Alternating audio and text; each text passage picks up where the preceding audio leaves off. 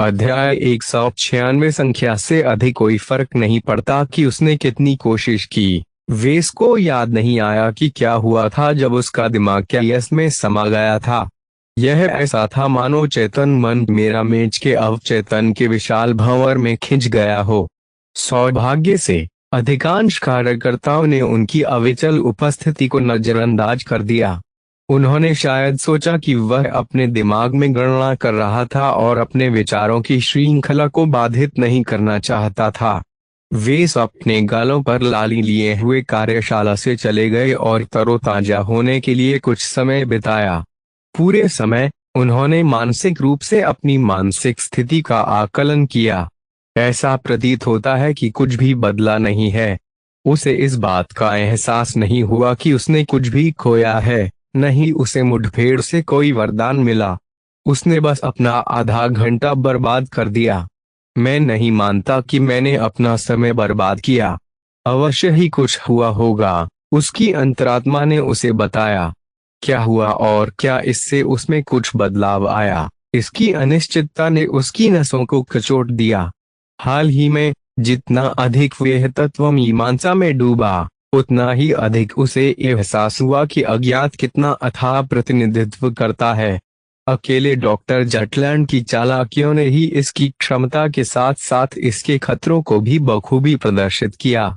अपने स्वास्थ्य के बारे में आश्वस्त होने के लिए वे इस उपचार केंद्र लौट आए और अपनी जांच कराई।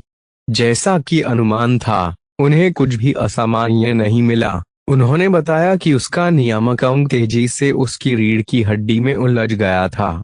यह एक आकर्षक प्रक्रिया है, डॉक्टर मेलो ने प्रशंसा पूर्वक उससे कहा। ऐसा लगता है मानो आपका शरीर इन अजीब नई चीजों से संतुष्ट नहीं है और उन्हें पूरी तरह से अपने में समाहित करना चाहता है। मैंने शायद ही किसी बाहरी प्रोत्साहन के बिना ऐसी पहल देखी हो। जटलैंड के शोध से मैंने जो सीखा है, उससे यह अपेक्षा की जाती है कि नियामक अंग उस स्थिति में स्वनिहित रहेगा जब वह किसी पुराने अंग को बेहतर प्रदर्शन करने वाले अंग के लिए अद्यतन करना चाहता है। मेरे जटलैंड अंग के बारे में क्या? ऐसा कोई संकेत नहीं है कि आपका शरीर इसे किसी अन्य चीज के साथ मिला रहा है। ऐसा करने का कोई मतलब नहीं होगा क्योंकि यह एक अनूठी भूमिका निभाता है। वेस ने राहत में सिर हिलाया। सुनने में अच्छा है। प्रतीत होने वाले सौम्य परिवर्तनों के बावजूद मेलो ने उन्हें मानवीय आदर्श से भटकने के परिणामों के बारे में आगाह किया। एक अलग शरीर के लिए उपचार के एक अलग सेट की आवश्यकता होती है। आधारभूत मनुष्यों के लिए डिजाइन की गई मानक दवाएं आपके जैसे मामलों पर लागू होने पर अप्रत्याशित रूप से प्रतिक्रिया कर सकती हैं। उदाहरण के लिए, एक साधारण नींद की गोली आपको एक सेकेंड के लिए नींदा बना सकती है या आपको कोमा में डाल सकती है। रिटेनर पर एक निजी डॉक्टर रखना सबसे अच्छा है जो वास्तव में आपके शरीर को समझता है। वह ऐसी विलासिता पर बाद में विचार करेगा। डॉक्टर मेलो को धन्यवाद देने के बाद वे इस उपचार केंद्र छोड़कर कार्यशाला में लौट आए। इस बार पूरी साइट ऊर्जा से गूंज उठी। वेज प्रमुख रामिरेज ने बुलाया।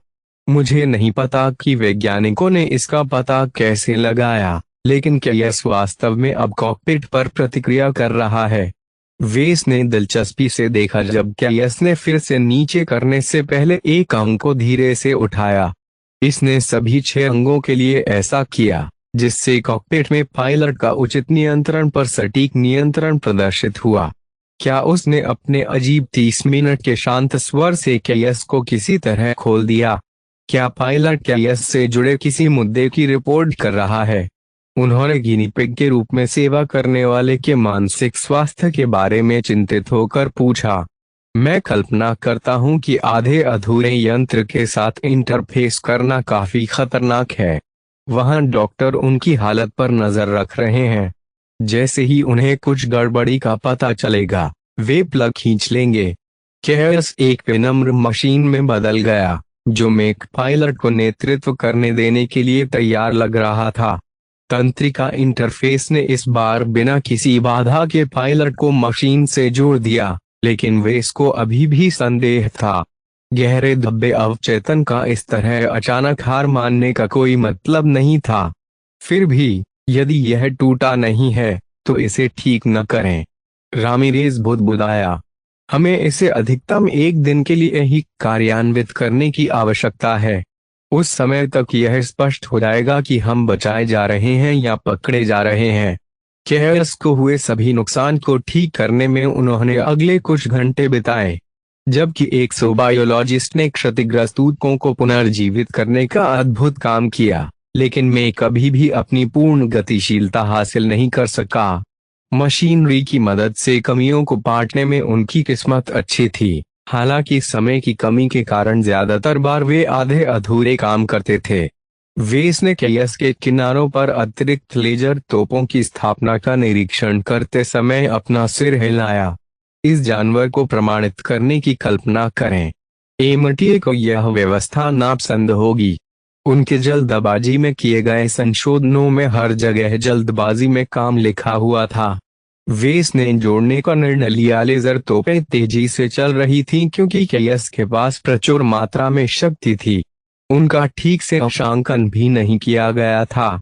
इसके अलावा, उन्होंने किसी भी बेहतर चीज की कमी के कारण केवल ह्यूमनॉइड मैचेस के लिए डिजाइन किया गया एक मानक लक्ष्यीकरण प्रणाली स्थापित की है।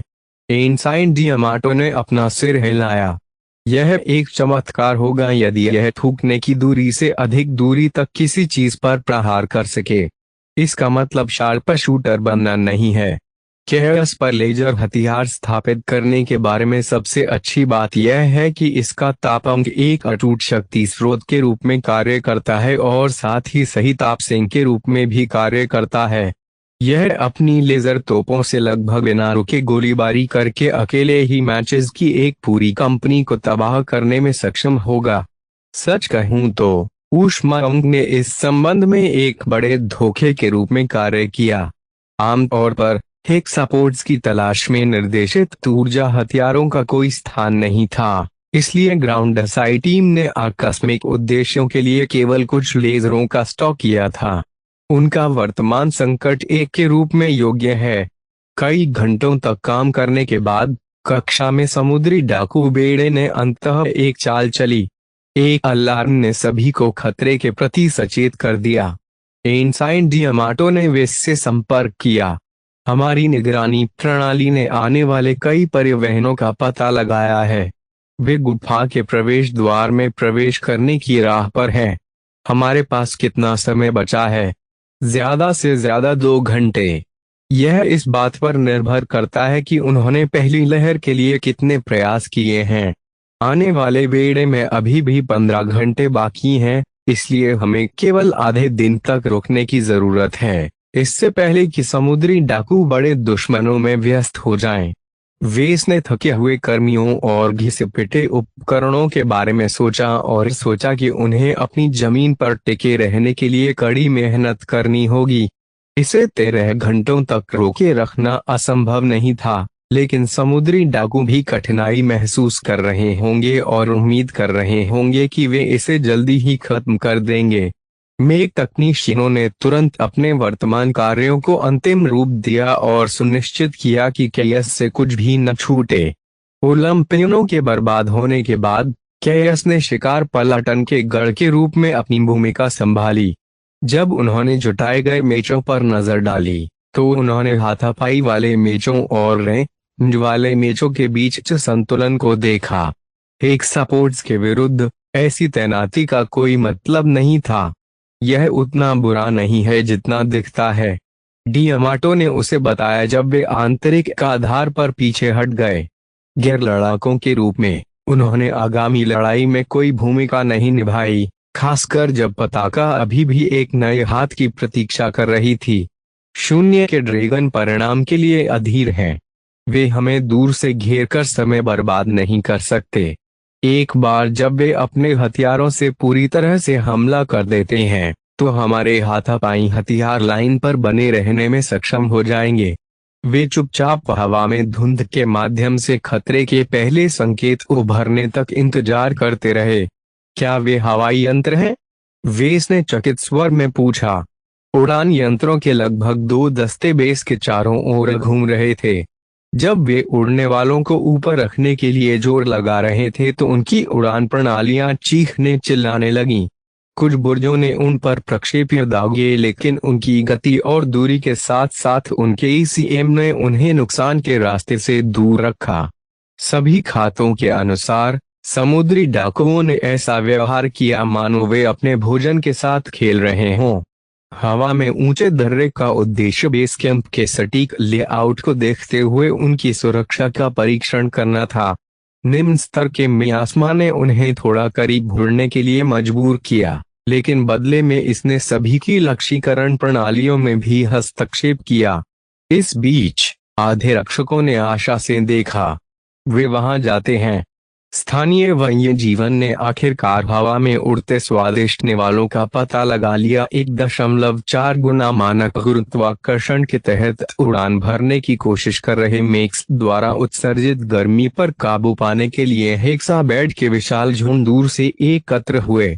हवा में संरचना टूट गई क्योंकि हजारों हेक्साबैट ने उनके हल्के बख्तरबंद ढांचे को कुतर दिया, जबकि उनका कवच नागरिक परिवहन द्वारा उपयोग किए जाने वाले कवच की तुलना में थोड़ा अधिक लचीला साबित हुआ।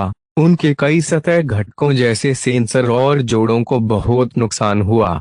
इसके अलावा हवाई मेचों को मुख्य रूप से राइफलमैन और उत्पीड़कों के रूप में कॉन्फ़िगर किया गया था, इसलिए उनके पास हेक्साबैट को फेंकने के लिए हाथापाई के विकल्पों का अभाव था।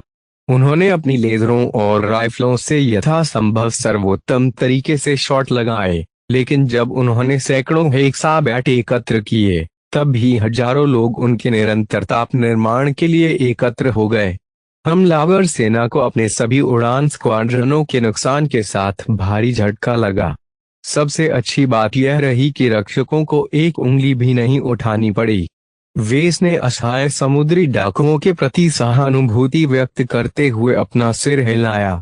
मुझे लगता है कि यह कहना सुरक्षित होगा कि उन्हें क्या हो रहा है इसकी कोई खुफिया जानकारी नहीं मिली है। यहाँ ड्रैगन ऑफ द वॉयड को बेस कैंप से कोई प्रसारण नहीं मिला है। एनसाइन डियामाटो ने सिर हिलाया। हमारे जांचकर्ताओं को संदेह है कि जब भी वे एपटीएल में संक्रमण करते थे तो हमारे संलग्न भाड़े के जहाजों में से एक ने एक मृत बूंद छोड़ दी थी। इसने ग्रोनिंग सिस्टम में ब्रेडक्रम्ब का निशान छोड़ दिया। क्या आपकी नजर इस तरह की चीजों पर नहीं थी? हमने किया, लेकिन जाहिर तौर पर गद्दारों ने हमें मात दे दी। किसी भी मामले में तथ्य यह है कि समुद्री डाकुओं ने केवल कुछ निर्देशांक प्राप्त किए और कुछ भी नहीं हासिल किया। इसका मतलब यह है कि वे अंधे होकर आए थे। एक सपोर्ट जीवन रूपों की आदतों के बारे में ज्ञान की कमी उन्हें कई बार परेशान करती है। वे इस पहले से ही कल्पना कर सकते थे कि भूमि पर रहने वाले हेक्सापॉड अपने ताप उत्सर्जन की ओर आकर्षित हो रहे हैं। हालांकि अभियान ने आसपास के अधिकांश प्राणियों को पहले ही साफ कर दिया था। जमीन पर रहने वाले समुद्री डाकुओं को बेस तक पहुंचने में समय लगा, क्योंकि लगातार हेक्सापॉड उत्पीड़न के कारण उनकी तैनाती में देरी हुई होगी। फिर भी वे अपने पक्ष में संख्या बल लेकर आए। वहां कितने मैचेस हैं? अब तक लगभग 100, लेकिन वे निश्चित रूप से रुके हुए हैं। अभियान केवल 70 यंत्रों को ही खंगाल सका जो काफी अच्छी तरह से काम कर रहे थे। उन्होंने मुट्ठी भर आधे अपंग मेक्स को भी मैदान में उतारा जो खड़े होकर गोली चलाने से ज्यादा कुछ नहीं कर सकते थे, भले ही उनके पास दूर के हथियारों को संभालने के लिए सही कॉन्फ़िगरेशन ना हो। केवल संख्याएं ही ग्राउंड असाई टीम की खतरनाक स्थिति को उजागर करती हैं। मुख्य बेड़े से समर्थन के बिना और कम आपूर्ति के साथ उनके पास भारी हमले का सामना करने की गहराई का अभाव था। सीधे शब्दों में कहें तो उनकी पीठ दीवार पर थी। क्या आप मुझे बंदूक उधार दे सकते हैं? वेस ने अपने एस्कॉर्ट से पूछा। क्यों? शायद जरूरत पड़े। यदि वे मेरे लिए आते हैं तो मैं लड़े बिना नहीं हटूंगा। दरअसल वेस का डूबते जहाज पर सवार रहने का कोई इरादा नहीं था। यदि सबसे खराब स्थिति होती और आधार टूट गया होता तो वेस का इरादा छिपकर भाग जाने और अपने अनुकूलित शरीर के साथ जंगल में जीवित रहने का होता। हालांकि ऐसा करने के लिए उसे मेल्कोर को पीछे छोड़ना होगा। उनके चचेरे भाई स्टैनिस्लाव दीवारों के पीछे छिपने में बचाव करने वाले मैच में शामिल हो गए थे और उन्हें निकटवर्ती समुद्री डाकू मेज पर फायर पॉट शॉट्स के लिए कवर के रूप में उपयोग किया था। पकड़े जाने और उसके सिस्टम से उसका कब्जा छीन लिए जाने के जोखिम के बीच वे अपने चचेरे भाई को छोड़ देना पसंद करेगा। एक गैर लड़ाकू के रूप में वेस के पास आगामी लड़ाई के पाठ्यक्रम को बदलने के साधनों का अभाव था। चाहे उसका शरीर कितना भी मजबूत क्यों ना हो जाए, वे कभी भी डॉक्टर जटलैंड के शक्ति प्रदर्शन की बराबरी नहीं कर सका। समुद्री लुटेरों की संख्या बढ़कर लगभग 200 तक पहुंच गई। कम से कम वे पैदल सेना या तोपखाने जैसी किसी अतिरिक्त संपत्ति के बिना आए थे। फिर भी युद्ध के मैदान के राजाओं के रूप में मेच अकेले ही अपने दम पर काफी अच्छा संचालन करते थे। किसी ने एक शब्द भी नहीं बोला। हर कोई सांस रोककर समुद्री डाकुओं के अपनी चाल चलने का इंतजार कर रहा था। इस बार समुद्री डाकू मेक रंगों और प्रतीकों की एक अद्भुत श्रृंखला में आए। हाउज़काइन की तरह ड्रैगन ऑफ द वॉयर ने अपने रैंक को भरने के लिए अन्य समूहों को सूचीबद्ध किया। समुद्री डाकुओं के बीच एकता की कमी एक कमजोर बिंदु के रूप में काम कर सकती है। काले रंग का एक शानदार दिखने वाला तलवारबाज आगे बढ़ा। इसकी चिकनी काली परत को कुंडलित लाल ड्रैगन की एक जोड़ी से सजाया गया था। इसमें एक पतली लेकिन उच्च गुणवत्ता वाली मेच द्वंद्वयुद्ध तलवार थी जो तेज आक्रामक हमलों के लिए बिल्कुल उपयुक्त दिखती थी। अभिजात वर्ग के लाउड स्पीकरों ने समुद्री डाकू कमांडर की शर्तों को सुनाया। मैं जे डेड सर्प हूँ। शून्य के ड्रैगन के नाम पर मैं आपके जीवन और आपकी संपत्ति पर दावा करता हूँ। हमने पूर्ण कक्षीय सर्वोच्चता प्राप्त कर ली है। आपके बचाव के लिए कोई मदद नहीं आएगी। मैं ये बात सिर्फ एक बार कहूंगा। अपने यंत्र बंद कर दो और अपने बुर्जों पर ताला लगा दो। कैप्टन काइन के कैथरेक ने दीवार के ऊपर कदम रखा और जेड सरपेंट की टीम का सामना किया। उसने समुद्री डाकू कमांडर की मांगों का सरल उत्तर दिया। भाड़ में जाओ। उसके उत्तर ने उनके संकल्प को दृढ़ कर दिया। यहाँ तक कि वेस को भी अभियान में अपने साथियों के साथ समुद्री डाकुओं का विरोध करने के विचार पर गर्व की एक अतार्किक भावना महसूस हुई। उसने अपनी उधार ली हुई लेजर पिस्तौल को कसकर पकड़ रखा था, हालांकि वह जल्दी ही संभल गया। ड्रैगन मेक ने अपनी तलवार खींचकर पाठ्यक्रम की उत्तर पर तेजी से प्रतिक्रिया व्यक्त की। हमला शुरू करो। अध्याय 197 जे डेड सरपेन आत्मसमर्पण की अनिवार्य पेशकश के साथ समुद्री डाकू मेचों ने अपना हमला शुरू कर दिया। उन्होंने तारे के आकार की आधार दीवारों पर लेजरों और गोले से एक ही दिशा से सावधानीपूर्वक हमला किया। यह स्पष्ट हो गया कि समुद्री डाकुओं द्वारा उपयोग किए जाने वाले उपकरणों और हथियारों की गुणवत्ता तीसरे दर्जे के राज्य के मानक का पालन करती है। हाउज़काइन के बेहतर सशस्त्र मेच और ग्रे विलो स्टार सेक्टर के उनके भाड़े के सहयोगियों के मुकाबले उनका मुकाबला अपेक्षाकृत खराब रहा। हालांकि स्थानीय व्यापारियों को इस संबंध में बहुत कम श्रेष्ठता प्राप्त थी क्योंकि उन्होंने अपने सामान सम्मान स्रोतों से प्राप्त किए थे।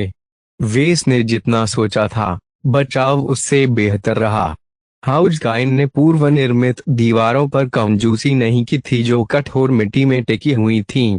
चूंकि उन्हें हेक्सापोड्स की भीड़ का सामना करना था, इसलिए उन्हें गतिक और विस्फोटक प्रोजेक्टाइल से बहुत कम नुकसान हुआ।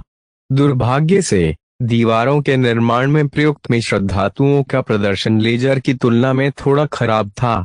समुद्री डाकू तुरंत समझदार हो गए और उन्होंने अपने लेजर हथियारों को एक ही स्थान पर केंद्रित करना शुरू कर दिया और सुरक्षा में एक बहुत बड़ा छेद करने की कोशिश की। रक्षकों ने इसे उतना ही अच्छा दिया जितना उन्हें मिला, हालांकि केवल आधे मेख ही दूरगामी हथियारों से सुसज्जित थे। निश्चित विस्थापनों ने सुस्ती उठा ली। बुर्जों को बारी बारी से मार गिराने और नष्ट करने के लिए डिजाइन किया गया था और उन्होंने सटीक वॉली के साथ जवाबी हमला किया जो जंगल में समुद्री डाकुओं को चबा गया। घने कठोर धात्विक जंगल ने समुद्री लुटेरों को कुछ हद तक सुरक्षा प्रदान की। पेड़ अविश्वसनीय रूप से लचीले साबित हुए, हालांकि वे मेघ के पूरे फ्रेम को कवर करने के लिए बहुत पतले थे। कम तीव्रता की गोलीबारी आधे घंटे तक चलने के कारण दोनों पक्षों को भारी नुकसान हुआ। समुद्री डाकुओं ने धीरे धीरे अभियान की दुर्जय स्थिर सुरक्षा को नरम कर दिया। दीवारें और बुर्ज हिल नहीं सकते थे, इसलिए समुद्री डाकुओं का लक्ष्य बस अपनी आग को केंद्रित करके उन्हें नष्ट करना था। इससे पहले कि समुद्री डाकू पूर्ण हमला करें, वे पहले जमीनी काम करना चाहते थे। डिफेंस ने अपने बलिदान से ग्राउंड असाई टीम को बहुमूल्य समय दिया। फिर भी प्रत्येक बुर्ज के गिरने के साथ समुद्री डाकुओं को थोड़ा कम दबाव का सामना करना पड़ा, जिससे उन्हें अपनी सेना को अधिक आक्रामक तरीके से तैनात करने की अनुमति मिली। इस बीच केएस छुपे रहे और नजरों से दूर रहे। आंशिक रूप से मरम्मत और बेहतर चिमेरा में का इस लंबी दूरी की गोलाबारी में कोई स्थान नहीं था। इसके प्रभाव को अधिकतम करने के लिए कमांडर ट्रेगिस ने इसे अंतिम संभावित क्षण में प्रकट करने का आदेश दिया। हालात तब और बदतर हो गए जब ऊपर से मिसाइलों की बारिश होने लगी। उन्होंने मुख्य रूप से मेच कार्यशालाओं और अन्य महत्वपूर्ण बुनियादी ढांचे पर ध्यान केंद्रित करते हुए सीधे बेस के अंदरूनी हिस्से में अपने आग उड़ान पथ को समाप्त कर दिया। बेस में केवल सीमित मात्रा में एंटी एयर प्लेसमेंट थे जो आने वाले आयुध का आधा हिस्सा निकाल लेते थे। बाकियों ने कार्यशालाओं को कमजोर करने वाले विस्फोटों से प्रभावित किया, जिससे उनकी छतें विकृत होंगी, लेकिन वे टूटने में कामयाब नहीं हो सके। दीवारों की तरह अन्य प्रीफैब संरचनाएं अत्यधिक टिकाऊ मिश्र धातुओं से बनाई गई थीं, जो मेक में उपयोग की जाने वाली तुलना में बहुत अधिक नहीं होती थीं। फिर भी पहली लहर के ठीक बाद मिसाइलों की एक और बौछार आ गई। बेस के उसी क्षेत्र में विस्फोटों की बारिश जारी रही, जिससे लक्षित संरचनाएं कमजोर होंगी जब तक कि उनकी छतें अंततः ढह नहीं गी। दूर तक फैली चीखें तब उभरी जब बाद के कुछ वॉली में मारे गए और क्षतिग्रस्त मशीन तकनीशियनों को घायल कर दिया गया जो क्षतिग्रस्त मशीन की सेवा के लिए तैयार थे। वेस उनमें से एक हो सकता था। यदि जटलैंड को मारने में अभिन्न भूमिका निभाने के लिए ट्रेगिस से उसे विशेष छूट नहीं मिली होती, तो वे इसमें शामिल होता। क्या हमारे पास कोई जवाबी उपाय नहीं है? मिसाइलें हेक्सापॉड के विरुद्ध उपयोगी नहीं है, इसलिए हमने उन्हें रक्षा योजना से बाहर कर दिया, डियामाटो ने समझाया। बेस योजनाकारों ने कभी इस बात पर ध्यान नहीं दिया कि हमें अकेले ही समुद्री डाकुओं के आक्रमण का सामना करना पड़ा। मिसाइलें कहर बरपाती रहीं जबकि उन्हें प्रक्षेपित करने वाली मिसाइलें दूर रहीं। कुछ हल्के यंत्रों ने रिले के रूप में काम किया जो उनकी मिसाइलों पर ध्यान केंद्रित करने के लिए लक्ष्यीकरण डेटा को वापस भेजता था। साम्राज्यवादियों ने उन्हें अपनी बेहद शक्तिशाली रेलगनों से परेशान किया, लेकिन फुर्तीले मेचों के खिलाफ उनका कोई प्रभाव नहीं पड़ा। उन मिसाइलों के खिलाफ कुछ करना होगा। जैसे ही मिसाइलें उनकी दिशा में बहने लगीं, वे शोर मचाने लगे। उन्होंने कल्पना की कि समुद्री डाकू बेस को शीघ्र आत्मसमर्पण करने के लिए मजबूर करने के लिए प्रचुर मात्रा में आयुध लेकर आए थे। बूम! दूर पर एक बड़ा विस्फोट हुआ। मिसाइलों की बौछारें अचानक बंद हो गईं। आसपास के कुछ अधिकारियों ने खुशी मनाई। वह शिकार पलटन काम कर रही है। वे अपने तोपखाने पर चुपचाप हमला करने में सफल रहे। वेस ने चारों ओर देखा और देखा कि कैथरिक चुपचाप दीवारों से गायब हो गया था। कैप्टन काइन ने वोल्मार्स को तोपखाने की तोपों पर शीघ्रता से हमला करने के लिए साथ लाया होगा, इससे पहले कि वे ऐसा कर पाते उनके रक्षकों से शरण लें। कैथरिक और उसके साथी हाथापाई दल आधे घंटे बाद विजयी होकर लौट आए। अफवाहों के बाजार से वेस ने सुना कि उन्होंने न केवल तोपें निकाली, बल्कि उनकी कुछ अतिरिक्त आपूर्ति भी नष्ट कर दी। यह अफसोस की बात है कि उनके परिवहन पर कड़ी सुरक्षा है। वे अपने भागने के रास्ते को खुला रखने के लिए बड़ी संख्या में मेचों को रोके हुए हैं। तोपखाने की तोपों को हटाने और हवाई तोपों में हुई पिछली दुर्घटना ने समुद्री डाकुओं के लिए बहुत सारे विकल्प छीन लिए थे। स्ट्रेट ऑन स्लैगिंग मैच को छोड़कर बेस पर दबाव बनाने के लिए उनके पास कोई तरकीब नहीं थी। एक सामान्य कमांडर पीछे हट जाता और लड़ाई छोड़ देता। लाभ की तुलना में हानि कहीं अधिक थी, जब तक कि उन्हें इस अभियान से अब तक अर्जित अप्रत्याशित लाभ का आभास नहीं हुआ। इतने सारे किलोग्राम मोनो एक्सोराइट ने बहुत से लोगों को लाल रंग का दिखने पर मजबूर कर दिया। वास्तव में जेडेड सरपेंट ने अपने कर्मचारियों से हमले को तेज करने का भी आग्रह किया। चारों ओर बकवास करना बंद करो, करीब आएं और सभी बुर्जों को निष्क्रिय कर दें। हम दीवारों को बरकरार रखते हुए उनके पार नहीं जा सकेंगे। समुद्री डाकुओं के चैंपियन के रूप में जुड़वा रेडर ड्रैगन से सजे उनके चिकने काले रंग ने बहुत आग आकर्षित की। हालांकि समुद्री डाकू कमांडर के पास बचने की एक धूर्त भावना थी। वह अपने खिलाफ खड़ी सबसे भारी बंदूकों के उद्देश्य को खराब करने के लिए समय पर कवर के अंदर और बाहर जाने में कामयाब रहा। कभी कभी उसकी मशीन चकमा देने वाले पैटर्न में भी चकमा खा जाती थी, जिससे वेस की आंखें घूम जाती थीं। वह रूलेट स्पिन है। प्रत्येक उन्नत पायलट यह नहीं जानता कि उस युद्धाभ्यास को कैसे किया जाए। रूलेट स्पिन केवल चपलता और लचीलेपन पर केंद्रित हल्के और मध्यम उपकरणों के साथ ही किया जा सकता है। मेघ घुमावदार रास्तों में आधा घूम गया, जिससे यह अनुमान लगाना मुश्किल हो गया कि मेघ कितनी दूर तक चला गया और आगे कहां उन्मुख होगा। इसने स्वचालित लक्ष्यीकरण प्रणालियों और कम कुशल पायलटों के खिलाफ बहुत अच्छा काम किया, जिनमें अधिकांश स्थानीय व्यापारी भी शामिल थे। वह जेडेड सरपेंट एक कठिन ग्राहक है, एक विश्लेषक ने टिप्पणी की। उसका हथकंडा हमारे अधिकांश हाथापाई हथकंडों को मात दे सकता है, जो चालाकी की तुलना में पार्श्विक बल पर अधिक ध्यान केंद्रित करते हैं। यहाँ तक कि हमारे वोलमार्स को भी उसकी चाल का मुकाबला करने में कठिनाई होगी। अगले 1 घंटे बाद गोलाबारी खत्म हो गई, जब समुद्री डाकुओं की दिशा का सामना करने वाले अधिकांश बुर्ज नष्ट हो गए। समुद्री डाकुओं ने बेस की ठोस दीवारों में कई छेद भी कर दिए। हालांकि इस तरह की उपलब्धि को पूरा करने के लिए अत्यधिक मात्रा में ऊर्जा की आवश्यकता होती थी। अपने गोला बारूद और ऊर्जा को फिर से भरने के लिए समुद्री डाकू दल अंततः अपने लैंडिंग स्थल पर वापस आ गए। वे जल्द ही वापस आएंगे, डियामाटो ने गंभीर इस्तीफे के साथ नोट किया। फिलहाल हमारा बेस अच्छी स्थिति में नहीं है। चाकूबाजी शुरू होते ही यह बदसूरत हो जाएगा। अस्थायी राहत के साथ बचाव पक्ष ने अपने स्वयं के खेल को फिर से भरने का अवसर लिया। मेक तकनीशियनों को भी कुछ मेक मिले जिससे क्षति हुई। हालांकि मिसाइल बैराज ने उनकी अधिकांश कार्यशालाओं को नष्ट कर दिया। इससे उन्हें क्षेत्र में प्राथमिक मरम्मत करने के लिए मजबूर होना पड़ा। वेस उनमें शामिल होना चाहता था, लेकिन वह जानता था कि इस बिंदु पर उसका योगदान ज्यादा मायने नहीं रखेगा। अधिक जटिल मरम्मत कार्यों के लिए समय और सुविधाओं की आवश्यकता होती थी, जो रक्षकों के पास अब नहीं थी। आसपास काम कर रहे कुछ मेक पायलट उत्तेजित दिख रहे थे। वेस ने देखा कि कई बॉट और सुरक्षाकर्मी उन पर बहुत कड़ी नजर रख रहे थे। उसने कल्पना की कि यदि संभव हो तो कुछ व्यापारी अपने कोट को दिल की धड़कन में बदल देंगे। चूंकि वेस ने उनमें से कुछ मशीनों के रखरखाव में मदद की थी, वह जानता था कि अभियान भी एक अन्य सुरक्षा उपाय में फिसल गया है। मेक तकनीशियनों ने अपने नियंत्रण सर्किट के बगल में किल स्विच स्थापित किए, जो विशेष सिग्नल मिलने पर मेक को तुरंत बंद कर सकते थे।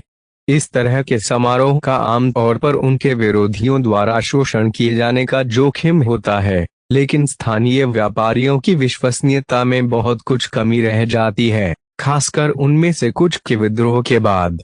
हाउजकाइन को मूल रूप से समुद्री डाकुओं पर अपनी तकनीकी श्रेष्ठता पर भरोसा था। अभी तक कुछ नहीं हुआ है। समुद्री डाकू कोई असाधारण है कर नहीं लाए होंगे। कुछ समय बाद समुद्री डाकू वापस लौट आए। इस बार वे बढ़त लेने के लिए भारी टावर ढालों के साथ कुछ शूरवीरों को लेकर आए। जेड सरपेंट ने कोई समय बर्बाद नहीं किया। उसके ड्रैगन मेक ने अपनी तलवार लहराई और उसे आगे बढ़ाया। शुल्क। एक ही समय में 100 से अधिक अलग अलग मशीनें आगे बढ़ीं। एक दूसरे से टकराने से बचने के लिए उन्होंने काफी बिखरी हुई संरचना बनाए रखी, लेकिन वे अपने निर्धारित दस्तों के साथ भी बने रहे। कि विशाल समूह में सामने ढाल धारकों के साथ दीवारों में असंख्य अंतरालों के आसपास एकत्र हुए। बचाव करने वाले मेचों ने प्रतिशोध के साथ जवाबी हमला किया, कुछ मेचों को उनके ट्रैक में रोक दिया, लेकिन अंतर पैदा करने के लिए पर्याप्त नहीं था। रेंज किए गए मेचों को अंततः आंतरिक आधार की दीवारों पर वापस गिरने का आदेश मिला। वे बाहरी दीवारों से ऐसे भागे जैसे लीक हुई नाव से चूहे कूद रहे हों। रक्षकों ने आखिरकार अपने दांत दिखाए जब उनके हाथापाई दलाने वाले समुद्री लुटेरों से भिड़ गए। ढाल धारकों को कैथरेक से विशेष ध्यान मिला। इसका संचालित भाला एक ढीले तीर की तरह आगे बढ़ा और ढाल को पार करते हुए पार्श्व में धारकों को मारा। उनका कवच विशेष भाले से आसानी से अलग हो गया, जिससे यह प्रत्येक एक प्रहार के साथ विनाशकारी क्षति से निपटने में सक्षम हो गया। समुद्री डाकू एक पल के लिए लड़खड़ा गए जब उन्होंने कैप्टन काइन का कौशल देखा। उसकी मशीन ने वास्तव में अधिकांश मशीनों को मात दे दी। कोई भी मौत के उस जबड़े में एक कदम आगे बढ़ना नहीं चाहता था जिसका प्रतिनिधित्व उसकी मशीन करती थी। जब तक जेड सरपेंट अपने तलवारबाज मेघ के साथ आगे नहीं बढ़ा, उसकी चिकनी मशीन ने द्वंद्व युद्ध की तैयारी में अपनी तलवार लहराई। आपका प्रतिद्वंद्वी मैं हूँ। अन्य मेचों ने दो विशिष्ट मेचों के लिए रास्ता बनाया और अन्य अंतरालों पर अपनी लड़ाई फिर से शुरू कर दी। प्रत्येक मैच पायलट ने अपने नेताओं को दूसरों से बिना किसी रुकावट के द्वंद्व युद्ध करने देने की आम परंपरा का पालन किया। बेशक इसे तभी कायम रखा जा सकता था जब दोनों पक्षों के पास कुछ हद तक समान ताकत हो। जबकि ड्रैगन ऑफ द वॉयड ने बहुत अधिक संख्याएं अर्जित की, बचाव पक्ष को गुणवत्ता और प्रशिक्षण के मामले में बढ़त हासिल थी। कोई भी पक्ष जल्दबाजी में कुछ करने के परिणामों को जोखिम में नहीं डालना चाहता था। आपका नाम?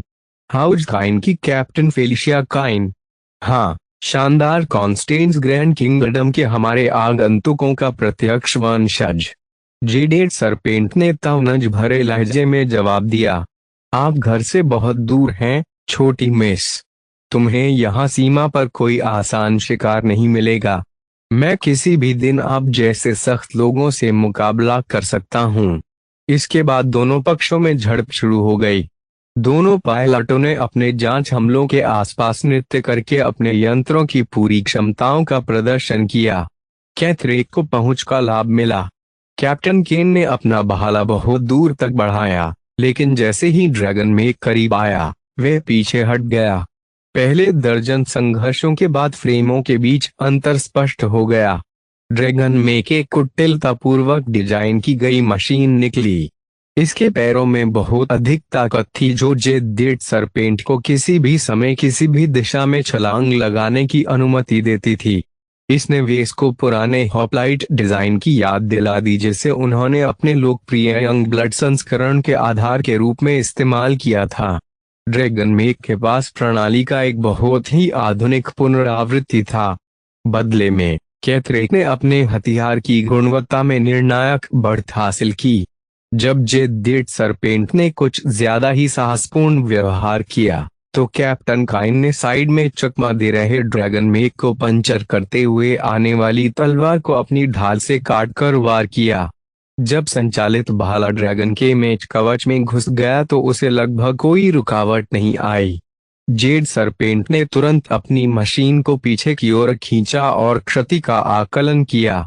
वह भाला, वह एक विध्वंसक हथियार है।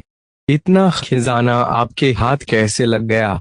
मैं टिरांस का मित्र हूँ, कैप्टन काइन ने सख्ती से जवाब दिया क्योंकि वह गंभीरता से आक्रामक हो गई थी। तुम पहले समुद्री डाकू बदमाश होगी जिसे मैं इस हथियार से मारूंगा।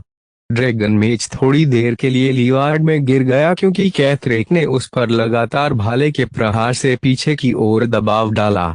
अपनी धारणा के साथ वेस ने देखा कि कैप्टन काइन ने अपने जोड़ों के लिए एक सटीक लयबद्ध पैटर्न का इस्तेमाल किया जिसने जेड सरपेंट को अस्थिर कर दिया।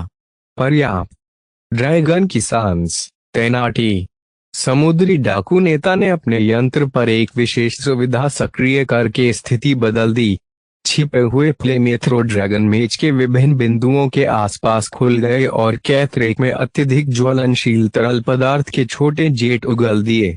कैप्टन काइन को ऐसे आश्चर्य की आशा नहीं थी। जबकि कैथरेक अपनी द्वंद्व ढाल के साथ जेट के आधे हिस्से को तितर बितर करने में कामयाब रहा, दूसरे आधे को कोई बाधा नहीं आई। उसका भाला चलाने वाला यंत्र शीघ्र ही आग की लपटों में घिर गया। क्रमांकित अध्याय 198 अनस्टॉपेबल जेट सरपेंट का व्यक्तिगत घोड़ा एक शुद्ध तलवारबाज में एक प्रतीत होता है। यहाँ तक कि वेस भी इसकी उपस्थिति और चकाचौंध प्रदर्शन से मूर्ख बन गया कि उसने कभी भी यह उम्मीद नहीं की थी कि यह लघु फ्लेम स्पिटर को पॉप करेगा। जबकि नापाक जलता हुआ तरल पदार्थ कैथरेक पर चिपक गया, कैप्टन काइन ने तुरंत अपना मेक वापस खींच लिया और एक क्रांतिकारी निर्णय लिया। उसने कैथरेक को घुमाया जमीन। इस प्रक्रिया में अधिकांश आग की लपटों को दूर करने में कामयाब रही। उसने उस चाल से अपना कौशल साबित किया। उसकी मशीन जमीन पर 3 चक्करों तक घूमती रही, बिना किसी ऐसी चीज पर मशीन का बहुत अधिक भार डाले जो क्षणिक दबाव सह नहीं कर सकती थी। कई छोटे पायलट अपने मेजों को उसके जितना अच्छे से नियंत्रित करने में विफल रहे और उनके मेजों की भुजाएं या यहाँ तक कि सिर भी तोड़ दिए। कैथरेक की कवच प्रणाली की सतह पर बड़ी मात्रा में जलने के बदसूरत निशान बन गए। इसने गर्मी से होने वाली क्षति के प्रति अपनी ताकत की कमी को प्रदर्शित किया, जिसका सामना अभियान में शामिल किसी को भी जमीन पर होने की उम्मीद नहीं थी। तुम अब मेरे हो, जेट सरपेंट ने दहाड़ लगाई और अपनी चाल से एक दंडनीय आक्रमण शुरू कर दिया, जिसने कैथरेक को तनाव में डाल दिया। प्रहारों की झड़ी ने सफेद मेघ को अपना संतुलन वापस पाने से रोक दिया। वेस को आश्चर्य हुआ जब कमांडर ट्रेगिस ने नवीनीकृत कैयस को रिहा कर दिया। अभी तक नहीं, डियामाटो ने सिर हिलाते हुए कहा। समुद्री डाकुओं में अभी भी बहुत अधिक लड़ाई है। कैयस का सबसे अच्छा उपयोग तब किया जाता है जब उनकी भाप खत्म हो जाती है। लक्ष्य थके हुए समुद्री डाकुओं को टुकड़ों में तोड़ना है ताकि वे अब एक प्रभावी छापेमारी बल नहीं बना सकें। ऐसी रणनीति के लिए बहुत धैर्य और बलिदान की आवश्यकता होती है। अब भी कई भाड़े के मेच संख्या के बोझ तले दबने लगे। सौभाग्य से उनके अधिकांश पायलट अपने कॉकपिट से बाहर निकलकर मौत से बचने में सफल रहे। उनके गिरते ही रक्षकों ने समुद्री लुटेरों को उनके रास्ते में ही रोक दिया। आधे समुद्री डाकू मेच में सस्ते फ्रंट लाइन मेक शामिल थे जिनमें हथियारों के लिए कोई सिर और हथियार बैरल नहीं थे। उनके अपर्याप्त कवच ने उन्हें रेलगन चलाने वाले रक्षकों के लिए बैठे बैठे बतख बना दिया, जिन्होंने उन्हें 2 या 3 सावधानी पूर्वक लक्षित प्रोजेक्टाइल के साथ बाहर कर दिया। वेस ने देखा कि समुद्री डाकू कर्मचारी उचित रणनीति का उपयोग नहीं कर रहे थे। उनमें से किसी ने भी शुरुआत में निर्धारित ढीली संरचना का पालन नहीं किया और क्षतिग्रस्त दीवारों को कटर उल्लास से घेरने की कोशिश की। इसने उन्हें अभियान बेड़े और उत्पीड़ित समुद्री डाकू बेड़े के बीच पहले अंतरिक्ष युद्ध की याद दिला दी। समुद्री डाकू मेच के पायलट ऐसे दिखते हैं जैसे उन्हें नशा दिया गया हो और उनका ब्रेन वॉश किया गया हो। तोपचारे का प्रबंध करना कठिन है। समुद्री डाकू आकाशगंगा के सबसे बड़े कायरों में से कुछ हो सकते हैं। वे अपने जीवन को वफादारी और भाईचारे से ऊपर महत्व देते हैं। शून्य के ड्रैगन ने निश्चित रूप से इतने सारे जीवन और युद्धों को त्याग कर अपनी निर्ममता साबित की। अपने जीवन की परवाह किए बिना लड़ने वाले मेच पायलटों के साथ उनकी क्रूरता ने उनकी तकनीकी श्रेष्ठता के साथ भी संकटग्रस्त रक्षकों पर लगातार काबू पा लिया। इन विकट परिस्थितियों में एक भाड़े के समूह ने युद्ध का झंडा उठा लिया और दोगुनी ताकत से मुकाबला किया। हाउस काइन के भाड़े के साझेदारों में से एक के रूप में आदेला के चुने हुए लोगों ने वास्तव में कभी भी अपनी क्षमताओं का प्रदर्शन नहीं किया था। जॉर्ज की घुड़सवार सेना और स्ट्रे फैंटम के विपरीत, जिनमें अक्सर कार्यवाही देखी जाती थी, धार्मिक समूह बड़े पैमाने पर रिजर्व में रहा। उनके यंत्रों में मजबूत मध्यम यंत्र शामिल थे जो तेज नहीं हो सकते थे, लेकिन एक या दो हिट ले सकते थे। उन्होंने साहसपूर्वक भारी तलवारों का प्रयोग किया जिससे एक ही झटके में हल्की तलवारें टूट गईं। वेस उनके फ्लेल चलाने के तरीके से प्रभावित हो गए। श्रृंखला के अंत में नुकीली मिश्र धातु की गेंद हमेशा प्रहार किए जाने वाले में के एक महत्वपूर्ण हिस्से को छेदने में कामयाब होती है। आदिला के चुने हुए यंत्रों ने क्षण भर के लिए लड़खड़ाती रेखाओं को स्थिर कर दिया। हालांकि उनका प्रभाव सीमित साबित हुआ क्योंकि वे पूरी दीवार को कवर नहीं कर सके। चुने हुए खिलाड़ियों के अलावा रक्षकों के पास ज्यादा रिजर्व नहीं था। कैप्टन काइन अभी भी टिके हुए हैं। कैथरेक अपने प्रतिद्वंद्वी को हराने में कामयाब रहा। जेडेड सरपेंट के पूरी तरह से ठीक होने से पहले इसने ड्रैगन में की आखिरी तलवार के वार और जोर को रोक दिया।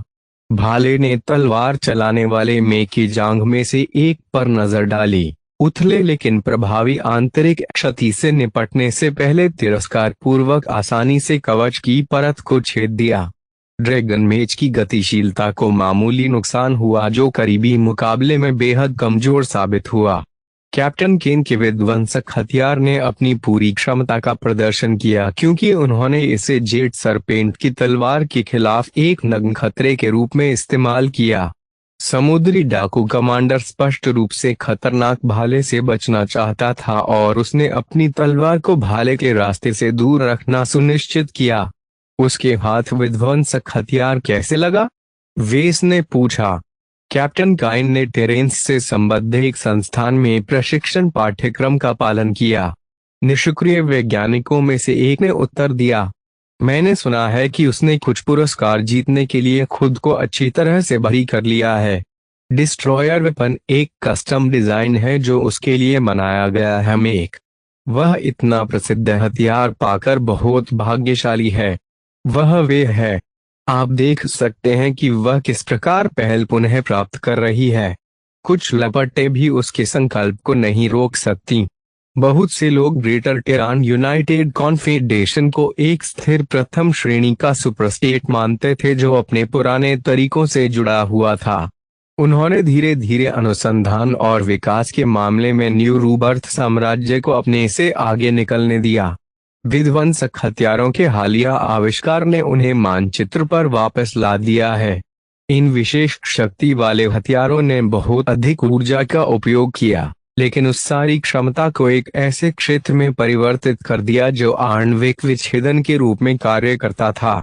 आणविक डिसबॉन्डर से टकराने पर अधिकांश सामग्रियां कागज जितनी नाजुक होगी। यहाँ तक कि कई प्रकार के संपीड़ित कवच को भी अजीब नई तकनीक के सामने झुकना पड़ा। डिस्ट्रॉयर वेपन्स ने जल्द ही परम हाथापाई हथियार होने की प्रतिष्ठा हासिल कर ली और टेरान में दृश्य पर हावी हो गए। दुर्भाग्य से टेरान्स लंबे समय तक अपनी श्रेष्ठता के क्षण का आनंद नहीं ले सके। न्यू रूबर्थ साम्राज्य से उनके प्रतिद्वंद्वी कई विशेष मिश्र धातुओं के साथ आए जो आणविक विघटन के प्रभावों के प्रति प्रतिरक्षित साबित हुए। फिर भी इन मिश्र धातुओं में अत्यंत दुर्लभ विदेशी वस्तुओं का उपयोग किया गया जो केवल आकाशगंगा के मुख्य क्षेत्रों में पाए गए थे। यहाँ गैलेक्टिक रिम में कई खोजकर्ताओं ने मूल्यवान सामग्रियों को खोजने की कोशिश की, लेकिन अब तक उनका कोई निशान नहीं मिला। इसने कुछ विध्वंसक हथियारों को बदल दिया जो स्थानीय मेचों को धमकाने के लिए सही उपकरणों में बदल गए। कैथरेक के बहादुर प्रदर्शन के बावजूद बाकी रक्षकों ने धीरे धीरे टूटने के संकेत दिखाए। यहाँ तक कि जब समुद्री डाकुओं ने उन्हें कई दिशाओं से घेर लिया तो आदिला के चुने हुए हथियारधारी हथियार भी उलझ गए। उनके पंजे जोर से टकराते थे, लेकिन उन्हें झुलाने में बहुत समय लगता था। आखिरकार समुद्री डाकू समझदार हो गए और चुने गए शरीर से शरीर को दबाने के लिए गोता लगाने से पहले तब तक इंतजार किया जब तक फ्लेल्स ने अपना स्विंग समाप्त नहीं कर लिया। फिर भी इन मजबूत और चुनौतीपूर्ण मैचों से निपटना कभी आसान नहीं था, क्योंकि उन्होंने अपने नंगे हाथों से बहुत नुकसान पहुंचाया था। चुने हुए लोगों ने बाहर निकलने से पहले काफी क्षति पहुंचाई। अब शायद ही कोई बाधा बची हो। समुद्री डाकुओं के बीच हताहतों की संख्या बहुत दुखद हो गई थी, लेकिन उनमें से किसी ने भी हिम्मत नहीं हारी। हमलावर केवल आगे बढ़कर लड़ना जानते थे। पीछे हटने या अपनी जान बचाने के सभी विचार उनके नशीली दवाओं से भरे उन्माद में गायब हो गए थे। कमांडर ट्रेगिस के पास अंततः बहुत कुछ था। वह अपना रिजर्व भेजने के लिए अब और इंतजार नहीं कर सकता था। उन्होंने उनके अंतिम तुरुप के पत्ते को जारी करने का आदेश दिया। कैयस एक शक्तिशाली पशुवत चिल्लाहट के साथ भीतरी दीवार के द्वार से बाहर निकला। इसकी सींग जैसी गर्जना ने रक्षकों को उत्साहित कर दिया, जबकि सबसे व्यस्त समुद्री डाकुओं में से कुछ को स्तब्ध कर दिया। जिस भी समुद्री डाकू की नजर कैयस पर पड़ी, वह उसके आकार से भयभीत हो गया। अर्ध जीवित मेक एक डराने वाला दृश्य बनाता है, क्योंकि यह भारी मेक पर ऊंटा उठ सकता है। इससे भी अधिक डरावना तथ्य यह था कि इतनी भारी मात्रा में होने के बावजूद यह अजेय गति के साथ आगे बढ़ता गया। शक्तिशाली चिमेरा में अपने 6 अंगों के साथ मिलकर काम करते हुए करीब आ गया। एक बार जब यह दीवार के सबसे कमजोर बिंदुओं में से एक के करीब आ गया, तो रक्षक पीछे हट गए और मेच के राजा के लिए रास्ता बना दिया। जब कुछ अधिक लापरवाह समुद्री डाकू दीवारों के अंतराल में घुस गए, तो कैयस ने अपने धड़ के किनारों पर बंधी लेजर तोपों को खोलकर जवाब दिया। तोपों से लेसरों की अविरल धारा फूट पड़ी। पायलट ने पुस्तक के लगभग हर नियम को टिमटिमाती रोशनी की तरह लगातार स्पंदित करके खारिज कर दिया। लेजर तोपों द्वारा उपयोग की जाने वाली शक्ति की मात्रा सामान्य सुरक्षा दिशा निर्देशों से कहीं अधिक थी। एक नियमित भारी मेक ने अब तक सभी बैरल को पिघला दिया होगा, लेकिन इसकी सभी ऊर्जा कोशिकाओं को सोखने से पहले नहीं। फिर भी कैयस ने बिना किसी रुकावट के गोलीबारी जारी रखी। बैरलों में जमा होने वाली अतिरिक्त गर्मी को कभी भी किसी चीज को ज्यादा गर्म करने का मौका नहीं मिला, क्योंकि संवर्धित गर्मी अंग ने सारी स्वादिष्ट ऊर्जा को सोख लिया। यह सबसे प्रभावशाली दृश्य है जो मैंने कभी देखा है। यह मैचेस का शिखर है। यहाँ तक कि वेस ने भी तात्कालिक सेटअप की वास्तविक प्रभावशीलता को कम करके आंका। अति आत्मविश्वास से भरे समुद्री डाकुओं ने कुछ मिनटों की अनवरत लेजर फायरिंग के बाद लगभग 1 दर्जन हथियार खो दिए। परेशान समुद्री डाकू उम्मीद करते रहे कि लेजर तोपें अपनी स्वयं विनाशकारी फायरिंग दर को रोक देंगी, लेकिन हमेशा पिघली हुई बंदूकों के साथ समाप्त हुई। एक बार जब समुद्री डाकुओं ने अंतराल पर आक्रमण करना बंद कर दिया, तो कैयस बंद हो गया है, आग है। हालांकि लेजर तोपों को ज्यादा गर्म होने का डर नहीं था, उन्हें हर समय सक्रिय रखने से अन्य प्रभाव भी होते थे जो नाजुक हथियारों को जल्दी ही खत्म कर देते थे। समुद्री डाकुओं के साहस जुटाने की प्रतीक्षा करने के बजाय कैयस निर्णायक रूप से अंतराल से बाहर निकल गया और ठीक हो रहे समुद्री डाकुओं की ओर बढ़ गया। इसकी गति सुनिश्चित थी कि जब तक विशाल राक्षस उनके बीच में न पहुंचे, नशे में धुत समुद्री लुटेरों में से कोई भी उचित बचाव नहीं कर सका। काइउस ने एक और मौलिक आवाज जारी की, क्योंकि यह व्यावहारिक रूप से करीब उत्तराधिकार में 3 मैचेस से अधिक चला गया। इसके भारी वजन ने उसके अंगों के नीचे गिरने वाले हर टुकड़े को स्क्रैप के विकृत टुकड़ों में बदल दिया। इस बीच कैप्टन काइन ने भयभीत राक्षस मेज को देखकर जेड सरपेंट के पीछे हटने का फायदा उठाया और अपने मेज का भाला उठाया। आगे पुरुष, हम अजेय हैं। एक अच्छे नेता की पहचान अपने अधीनस्थों को प्रेरित करने की उनकी क्षमता थी। वेस ने सोचा कि कैप्टन काइन के पास अनुभव की कमी है और बड़े पैमाने पर भाई भतीजावाद के कारण वह अपने पद तक पहुंची। यह पता चला कि उसे समय की गहरी समझ थी और उसने रक्षकों को एकजुट करने के लिए पर्याप्त शब्द प्रसारित किए। भले ही कैयस ने समुद्री डाकू सेना के केवल एक हिस्से को ही हराया, लेकिन इसकी लंबी उपस्थिति ने मैदान में सभी का ध्यान आकर्षित किया। मेक ने समुद्री डाकुओं के बीच अपना रास्ता तोड़ दिया और अपने अंगों और लेसरों से प्रत्येक दिशा में वार किया। उसके रास्ते में जो भी हथियार खड़े थे उनमें से कोई भी 1-2 बार से ज्यादा नहीं टिक सका। जेडेड सर्प ने आखिरकार अपना आश्चर्य दूर किया और अजेय जानवर की ओर अपनी तलवार लहराई। क्या तुम मूर्ख हो? रंगे मेच, इस राक्षस पर आग। हाथापाई करो, यहाँ से पीछे हटो और किनारों पर अपना धक्का फिर से शुरू करो। स्पष्ट आदेश प्राप्त होने के बावजूद समुद्री डाकुओं ने अपने नए निर्देशों का पालन करने के लिए दबाव डाला। रक्षकों ने केयस के लिए बीच छोड़ दिया और अपनी अधिकांश संख्या को फ्लैंक की ओर पुनर्निर्देशित कर दिया, जिससे समुद्री डाकू का सीधा सामना हुआ। इस बीच रेंजर मेचो ने पाया कि उनकी राइफलें और तोपें केयस के वस्तुतः अविनाशी तराजू के खिलाफ पूरी तरह से अप्रभावी थीं। एक सपोर्ट राजा के शव पर आधारित एक मशीन के रूप में इसका तराजू कठोरता की 1 डिग्री तक पहुंच गया था, जो कि कुछ रेलगन प्रोजेक्टाइल को भी नजरअंदाज कर सकता था। इस विशाल राक्षस के प्रवेश और उसके बाद के तांडव ने आक्रमणकारियों की गति को पूरी तरह से समाप्त कर दिया। यहाँ तक कि आग के संकेंद्रित ज्वालामुखियों ने लेजर तोपों को निष्क्रिय करने के अलावा कुछ भी हासिल नहीं किया, जिससे केयस के मुख्य प्रदर्शन को बिल्कुल भी नुकसान नहीं पहुंचा। एक और विजयी दहाड़ के साथ केयस सभी 6 अंगों पर आगे बढ़ा और पूरे मैदान में घिरा हुआ एक पल में राइफल चलाने वाले मेच तक पहुंच गया। तेज शक्तिशाली स्वाइप के साथ केयस ने राइफलमैन मेच को टुकड़े टुकड़े कर दिया। उनके पतले कवच और कम गति ने उन्हें चलने वाले मृत मेच के रूप में ब्रांड कर दिया, जो अदम्य राक्षस मेच के हाथों अपने अंतिम विनाश की प्रतीक्षा कर रहे थे।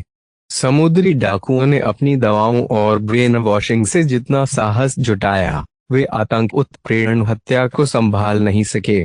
केयस की होड़, उनमें से कुछ के लिए सदमे ने उनकी मानसिक कंडीशनिंग को तोड़ दिया, जिसके कारण जीवित समुद्री डाकू मेचों में से 1/3 को घूमना पड़ा और अपने परिवहन में वापस भागना पड़ा। हमने उन्हें तोड़ दिया। भागो कमीनों, ब्रह्मांड के छोर तक उनका पीछा करें। केयस के नेतृत्व में अधिक मोबाइल रक्षकों ने भाग रहे हमलावरों का पीछा किया और उन्हें कुत्तों की तरह दौड़ा लिया। यहाँ तक कि जेड सरपेंट ने भी अपने मंत्रियों को अपने रैंकों में सुधार करने के लिए प्रेरित करने के अपने प्रयासों को छोड़ दिया और समग्र विनाश में शामिल हो गए। जैसे ही मैक्स नजरों से ओझल हो गए, बेस ने एक गहरी सांस छोड़ी। हम बच गए।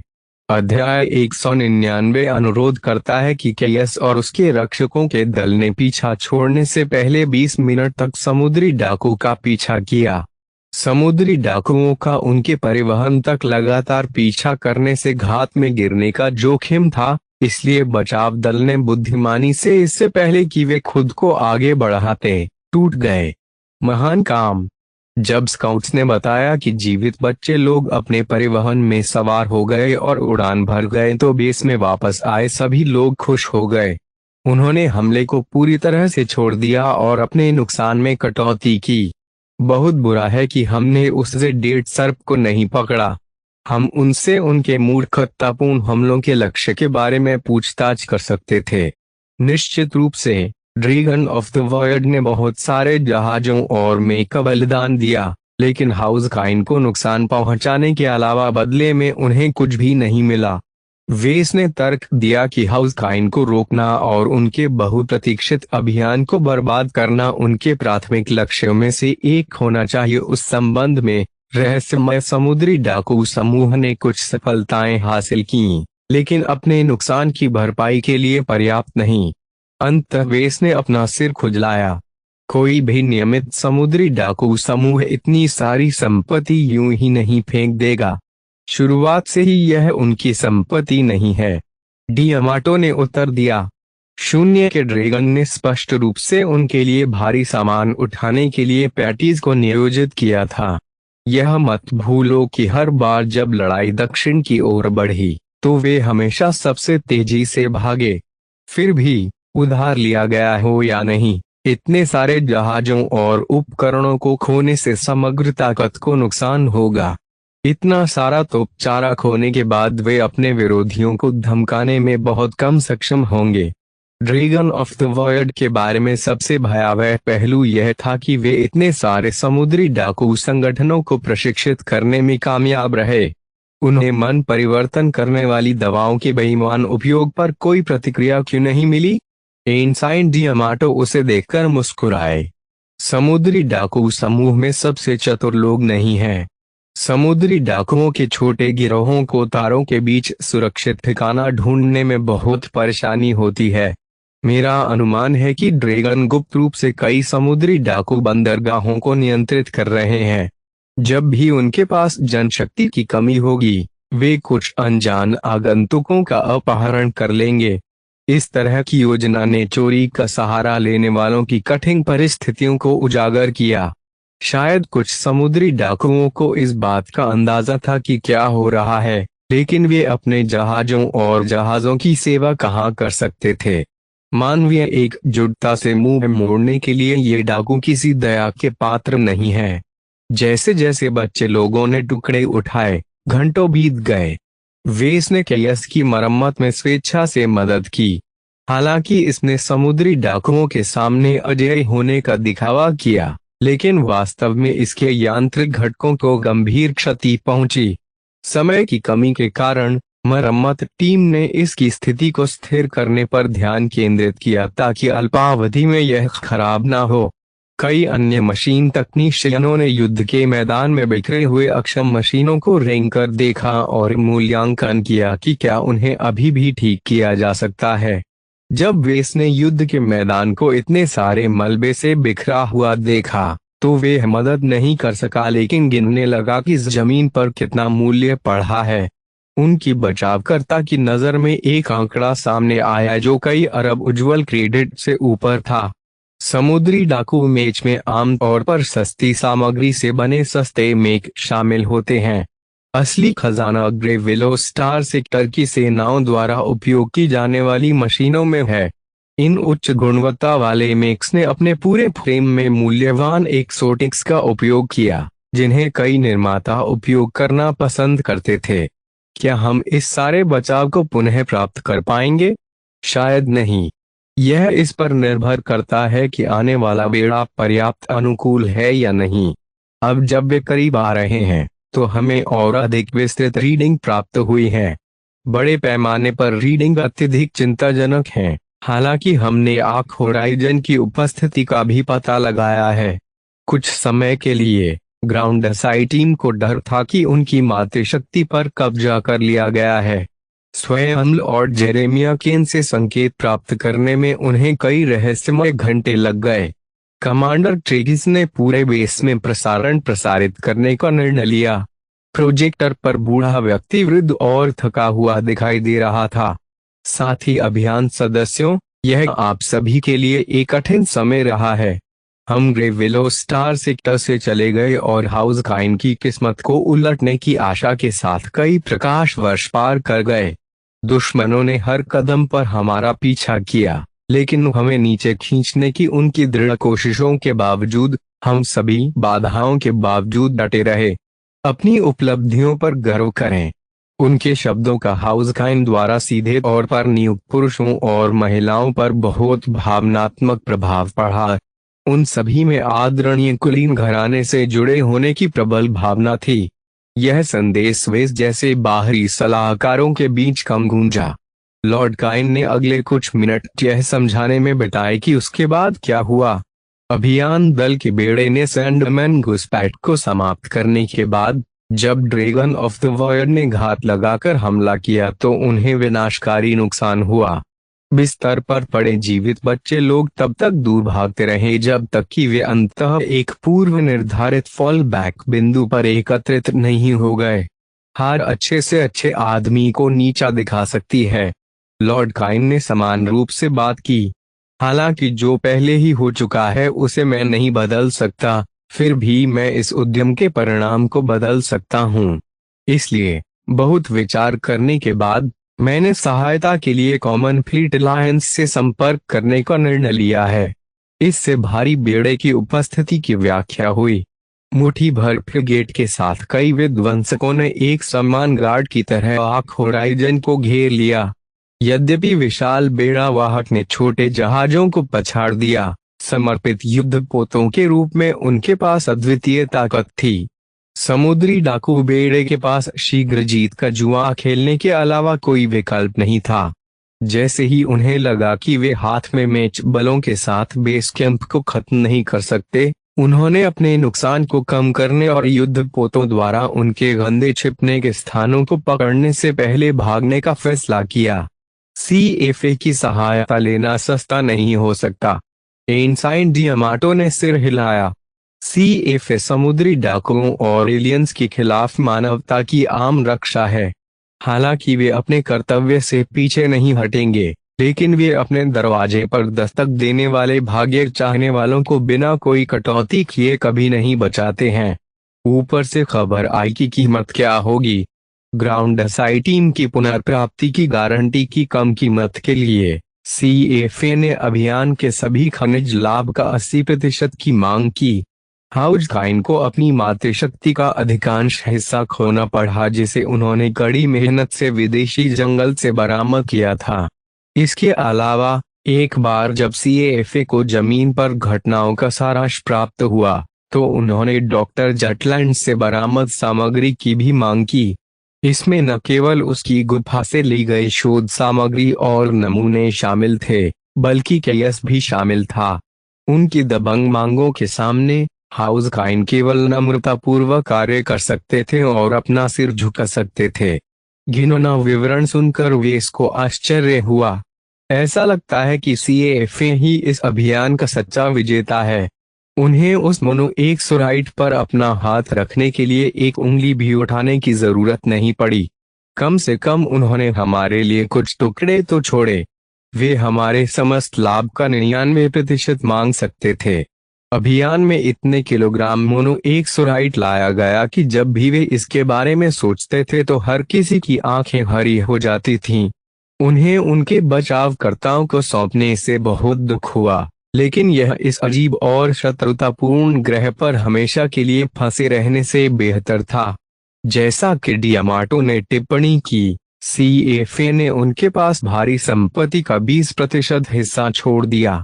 इससे यह सुनिश्चित हो गया कि हाउस काइन ने अपने सभी नुकसानों को ध्यान में रखते हुए भी बहुत उदार लाभ कमाया। सीएफए ने हमारे लिए कुछ कमी छोड़ी क्योंकि वे अनुरोधों को जारी रखना चाहते थे। यदि वे अपनी मांगों में अत्यधिक आक्रामक होने के लिए प्रतिष्ठा हासिल करते हैं, तो लोग बचाव के लिए कहीं और जाएंगे। जैसे ही युद्धपोत और आर्क होराइजन कक्षा में खिसक गए, बड़ी संख्या में परिवहन और शटल भूमिगत गुफा में उतर गए। जहाजों द्वारा उत्सर्जित गर्मी की प्रचुर मात्रा ने हजारों हेक्साबेड को आकर्षित किया, लेकिन अच्छी तरह से तैयार शटलक्राफ्ट ने उन्हें प्रोजेक्टाइल की भयानक बारिश से भर दिया। आधे अधूरे बेस कैंप में नए लोगों का आगमन घबराहट और राहत के साथ हुआ। जबकि हाउस काइन के कुछ अधिकारी स्थिति का आकलन करने के लिए पहुंचे, अधिकांश अन्य परिवहन सीएफए के थे। सशस्त्र स्पेसर शटल और ट्रांसपोर्ट से चले गए और पूरे बेस को बंद कर दिया। उन्होंने प्रत्येक कर्मचारी और मेक पायलट को एक प्रतीक्षारत परिवहन जहाज में इस तरह ठूंस दिया जैसे कि वे उनसे जल्दी छुटकारा नहीं पा सकते। हमारे मैचेस के बारे में क्या? हम बाद में आपकी संपत्ति वापस ले लेंगे। कृपया पहले परिवहन दर्ज करें। सीएफए की सख्ती के खिलाफ कोई भी कुछ नहीं कह सका। एक बार जब वेस मिल गया तो उन्होंने वेस को बाकियों से अलग कर दिया। श्री लार्किंसन, आपकी स्थिति का इलाज करने के लिए विज्ञान पोत रामुलस पर आपकी उपस्थिति का अनुरोध किया जाता है। वेस को सीएफए द्वारा बुलाए जाने की उम्मीद है। डॉक्टर जटलैंड के अनुसंधान में उनकी स्पष्ट रुचि उन आक्रामक प्रक्रियाओं तक फैली हुई थी जो पागल व्यक्ति ने अपने शरीर पर की थी। उनके काम के जीवंत उदाहरण के रूप में सीएफए से जुड़े शोधकर्ता उन्हें कभी नहीं जाने देंगे। क्या मैं जाने से पहले अपने साथियों से बात कर सकता हूँ? इसे तेजी से करें। उस राहत के साथ बेस तेजी से घुमा और मेलपुर को सौंपने से पहले लकी के कॉलर के चारों ओर अपना कोम डाल दिया। लकी का ख्याल रखना, उसे जहां चाहे वहां भागने न दें। उसके चचेरे भाई ने उसकी ओर सिर हिलाया। मैं उनकी आदतों से परिचित हूँ।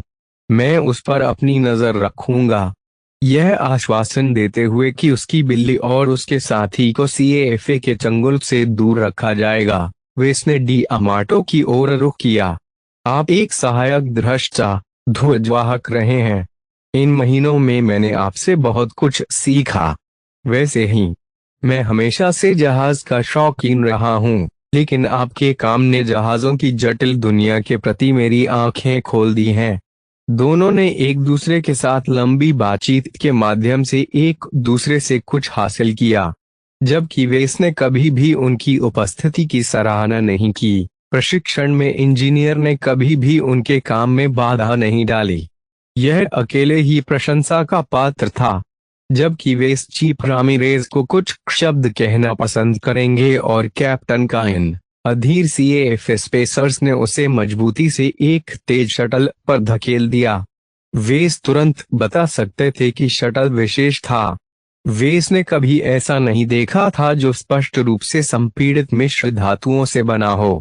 इस छोटे से शिल्प में लगाई गई सरासर संपत्ति ने संगठन की शक्ति और संपदा को प्रदर्शित किया। एक बार जब उन्होंने शटल में पुनर्प्राप्त अनुसंधान डेटा लोड कर दिया, तो वाहन तीव्र गति से उड़ान भरने लगा। वेस ने व्यू स्क्रीन को देखा और अनुमान लगाया कि शटल ने हाउसकाइन द्वारा इस्तेमाल किए गए शटल की तुलना में कम से कम 4 गुना तेजी से उड़ान भरी। वे भूमिगत गुफा से निकले और बहुत ही कम समय बाद कक्षा में पहुंच गए। शटल अंतरिक्ष में घूमता हुआ सेंसरों से सुसज्जित एक बड़े और अजीब दिखने वाले जहाज के हैंगर खाड़ी में प्रवेश कर गया। जब वे शटल से बाहर आया, तो उसने चारों ओर देखा और पाया कि हैंगर खाड़ी खाली थी। सच कहूं तो उसने जो देखा उससे वे उतना प्रभावित नहीं हुआ जितना उसने सोचा था। रामुल्लस का आंतरिक भाग अत्यधिक सजा का सामना करने के लिए बनाया गया था। वेस ने केवल कुछ प्रसिद्ध संपीड़ित मिश्र धातुओं को पहचाना। अत्यधिक खर्च के बावजूद सफेद इंटीरियर काफी उबाऊ लग रहा था, जैसे कि डिजाइनर ने क्रू को खुश न करने के लिए कड़ी मेहनत की हो। सादे दिखने के बावजूद वेस को संदेह था कि जहाज ने सतह के नीचे बहुत सारी उन्नत प्रणालियां छिपा रखी हैं। उन्होंने इसका संकेत तब पकड़ा जब सशस्त्र सुरक्षा अधिकारियों की एक जोड़ी ने उन्हें प्रयोगशालाओं की ओर निर्देशित किया। प्रत्येक अजीब उपकरण ने वेस को उनके कार्य को सुलझाने के लिए प्रेरित किया। इससे भी अधिक उल्लेखनीय तब हुआ जब वह कई वर्दीधारी स्पेसरों के पास से गुजरा। चालक दल का प्रत्येक सदस्य सुंदर या हैंडसम दिखता था, जो इस बात का संकेत था कि उन्हें महंगी जीन थेरेपी प्राप्त हुई थी, जबकि जीन बूस्ट जितना स्वर्ग विरोधी नहीं है। प्रथम श्रेणी के सुपरस्टेट्स ने अपने सभी नागरिकों के स्वास्थ्य को बेहतर बनाने और उन्हें बीमारियों के प्रति कम संवेदनशील बनाने के लिए जीन थेरेपी लागू की। एक शांत लेकिन बेहद सुसज्जित प्रयोगशाला में प्रवेश करने के बाद वेस को अपनी जिज्ञासा पर अंकुश लगाना पड़ा। मुट्ठी भर शोधकर्ता उनके आगमन की प्रतीक्षा कर रहे थे। प्रमुख वैज्ञानिक आगे बढ़े और हाथ मिलाया। रामुल्लस में आपका स्वागत है, श्री लार्किंसन। आपकी त्वचा आकर्षक है। शोधकर्ताओं ने अपना परिचय भी नहीं दिया था कि वे हाथ में मेडिकल स्कैनर लेकर उसके शरीर पर टूट पड़े। उन्होंने उसकी स्थितियों की प्रारंभिक रीडिंग ली और अपने निष्कर्षों पर आपस में चर्चा की। आप 1 महीने तक हमारे साथ रहेंगे, मिस्टर लार्किंसन। मेरा सुझाव है कि आप रामुलस पर सवार होकर सहज महसूस करें। हमने एक संपूर्ण परीक्षण तैयार किया है जो हमें आपकी नई स्थिति की तह तक जाने की अनुमति देगा।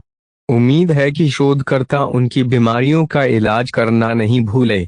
अपनी बदली हुई काया की तह तक जाने की उनकी तीव्र इच्छा ने वेस को इस तरह से बेचैन कर दिया कि उसे जटलैंड की याद आ गई। कम से कम उसके मेजबान इतने सचेत थे कि उसे बता सके कि उनका इरादा उसे हमेशा के लिए अपने पास रखने का नहीं था। हाउसकाइन के साथ सीएएफए के अनुबंध में एक खंड शामिल था जो उसकी सुरक्षित वापसी का बीमा करता था। ऐसा प्रतिष्ठित संगठन कभी भी ऐसे अनुबंध का उल्लंघन नहीं करेगा जो पहले से ही उनके पक्ष में हो। आखिरकार वे अच्छे लोग थे। अध्याय 2 मानव बनना। मानव होने का क्या मतलब है? सभ्य अंतरिक्ष की यात्रा के दौरान वेस ने खुद से यह सवाल कई बार पूछा। शोधकर्ताओं ने उसके शरीर के हर कोने का ध्यानपूर्वक अध्ययन किया और उसके अंदर छिपे रहस्यों को उजागर करते हुए उत्साह से झूम उठे। वेस निर्विवाद रूप से शुद्ध मानव के मानक से हट गया था। ट्रांस गैलेक्टिक संगठनों ने मानव जाति के अंतर्गत आने वाली चीजों की एक सख्त परिभाषा बनाए रखी और वेस को खेल के मैदान से बाहर निकाल दिया गया। अपने दैनिक जीवन में वेस के साथ कोई अलग व्यवहार नहीं किया जाएगा। कॉमनफ्लीट एलायंस के शोधकर्ताओं ने खुलासा किया कि समाज के ऊपरी क्षेत्रों में संकरण के कुछ स्तर सामान्य से थोड़ा अधिक सामान्य थे। हम एलियंस के साथ युद्ध में हैं, लेकिन हम उनसे ईर्ष्या भी करते हैं। सबसे परिष्कृत जातियों के पास विभिन्न चमत्कारिक शक्तियां होती हैं जिनकी हम गुप्त रूप से लालसा करते हैं। इसलिए आदर्श से हटना मानवता के खिलाफ अपराध नहीं है, क्योंकि हम जानते हैं कि हम लोगों को खुद पर प्रयोग करने से नहीं रोक सकते। ट्रांस गैलेक्टिक संगठन इस अभ्यास को हतोत्साहित करते हैं, लेकिन इसे तब तक होने देते हैं जब तक प्राप्तकर्ता अलग अलग रहते हैं। वे ऐसी संस्कृति को प्रोत्साहित नहीं करना चाहते थे जहां जनता कट्टरपंथी संशोधनों की आदी हो जाए। जिस कारण से हम विदेशी जीनों को मानव जीनोम में मिलाने से सावधान रहते हैं, उसका कारण यह है कि यह अक्सर बहुत गलत हो जाता है। सभी रिपोर्टों से डॉक्टर जटलैंड इस बात का एक आदर्श उदाहरण है कि क्यों जाना एक अच्छा विचार नहीं है दूर।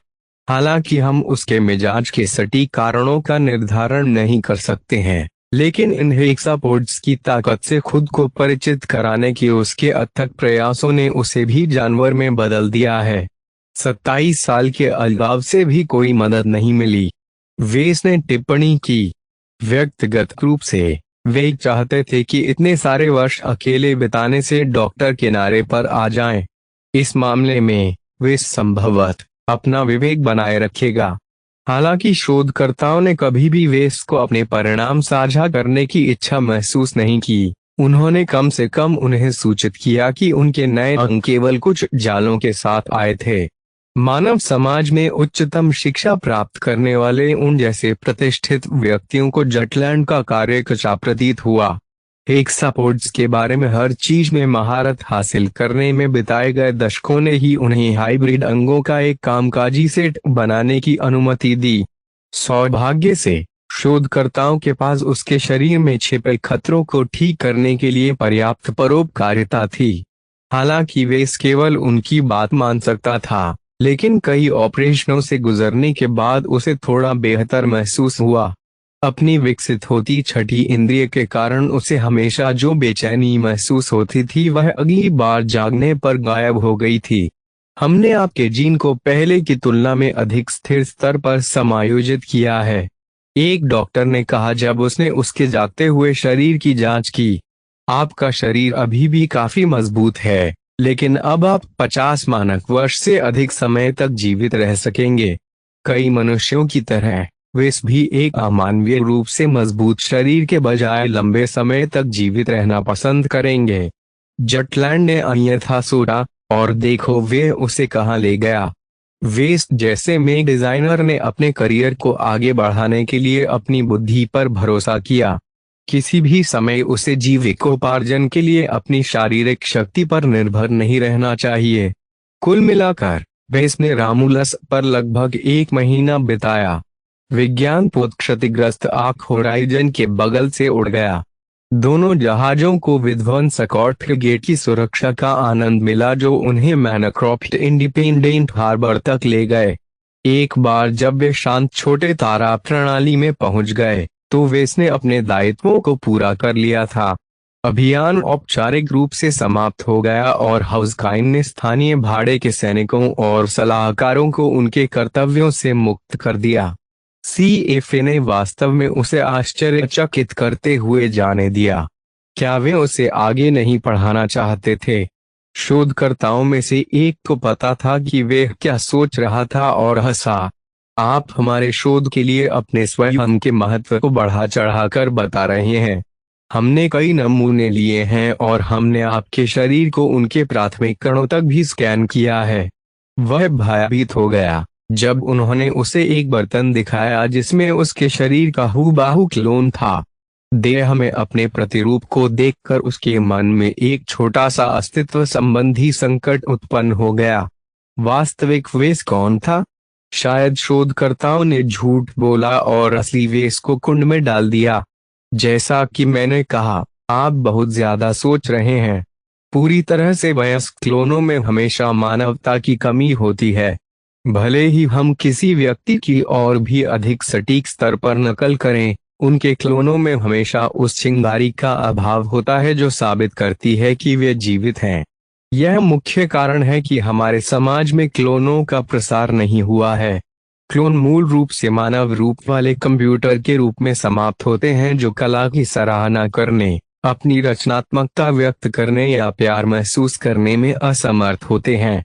अच्छा, ऐसा है, वेस ने उत्तर दिया और तुरंत शांत हो गया। एक बार जब उसने अपने विचारों का परीक्षण किया तो वे और अधिक निश्चित हो गया कि वह ही सच्चा वेस था। इसलिए जब तक मैं यह साबित कर सकता हूं कि मैं उन अवधारणाओं से निपट सकता हूं जिन्हें एआई कभी नहीं समझ सकता, मुझे यकीन होगा कि मैं इंसान हूं। किसी भी मामले में शोधकर्ताओं ने केवल उसका क्लोन बनाया ताकि वे जेटलैंड के काम का अध्ययन कर सकें। भले ही वे उसके साथ एक लैब चूहे की तरह व्यवहार करना चाहते हों, कम से कम वे उसकी एक जिम्प प्रति का अध्ययन कर रहे होंगे। मुझसे तो बेचारा अच्छा है। वेस ने यह न सोचने की बहुत कोशिश की कि उसके क्लोनों को अपने अल्प अस्तित्व के दौरान क्या सहना पड़ा। कानूनी अर्थ में क्लोनों में मानवता को परिभाषित करने वाले कुछ गुणों का अभाव था, इसलिए किसी ने भी उन्हें कोई अधिकार देने की रहमत नहीं उठाई। एक बार जब एक शटल ने अंततः उसे बाराकुड्डा पहुंचाया, तो अंततः वेस को अपने जीवन पर किसी तरह का नियंत्रण पाने में राहत महसूस हुई।